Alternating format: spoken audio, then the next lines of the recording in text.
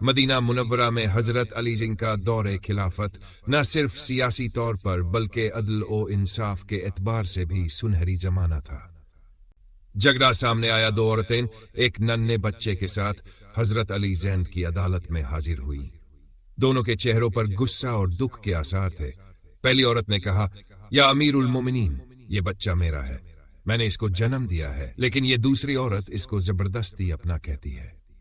دوسری عورت فوراً بول اٹھی، نہیں علی، یہ بچہ میرا ہے، میں نے اپنی جان پر کھیل کر اس کی پرورش کی ہے، اس کے دودھ کے قطرے میری چھاتی سے نکلے ہیں، یہ مجھے چھوڑ کر کسی کی اولاد کیسے ہو سکتا ہے؟ عدالت میں سناٹا چھا گیا۔ دونوں عورتیں اپنے دعوے پر ڈٹی ہوئی تھی، کوئی گواہ نہ تھا، کوئی واضح دلیل نہ تھی، صرف ایک بچہ تھا جو اپنی معصوم نگاہوں سے ماحول کو دیکھ رہا تھا۔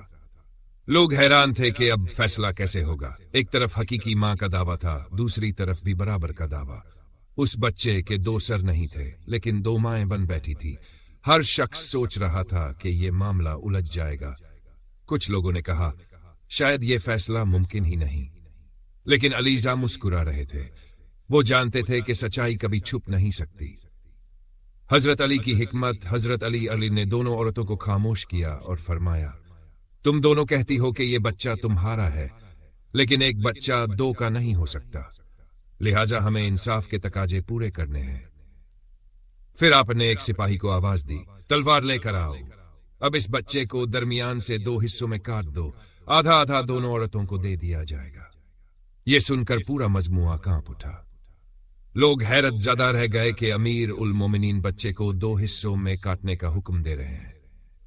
ماں کی محبت کا امتحان۔ یہ اعلان سنتے ہی پہلی عورت خاموش رہی، اس کے چہرے پر کوئی خاص تبدیلی نہ آئی، جیسے وہ مطمئن ہو کہ اگر آدھا آدھا بھی ملے گا تو کچھ تو ملے گا۔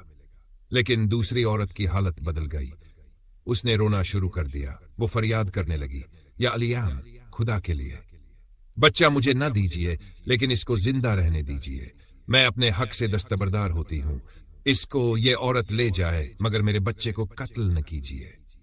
عدالت میں شور مچ گیا، سب کو یقین ہو گیا کہ یہی اصل ماں ہے، کیونکہ حقیقی ماں اپنی اولاد کو مرنے نہیں دیتی بلکہ جان قربان کر دیتی ہے، لیکن بچے کو نقصان نہیں پہنچنے دیتی۔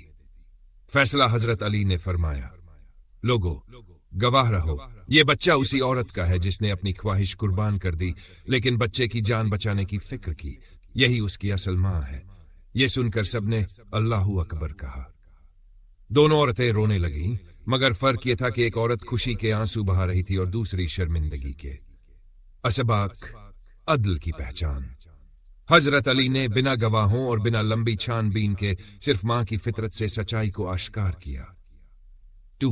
ماں کی محبت، یہ دنیا کی سب سے سچی محبت ہے۔ اصل ماں وہی ہے جو بچے کی زندگی کو اپنی ملکیت پر ترجیح دیتی ہے۔ کاجی کی ذہانت۔ ایک کاجی کو صرف قانون نہیں بلکہ انسانی فطرت اور نفسیات کی سمجھ بھی ہونی چاہیے۔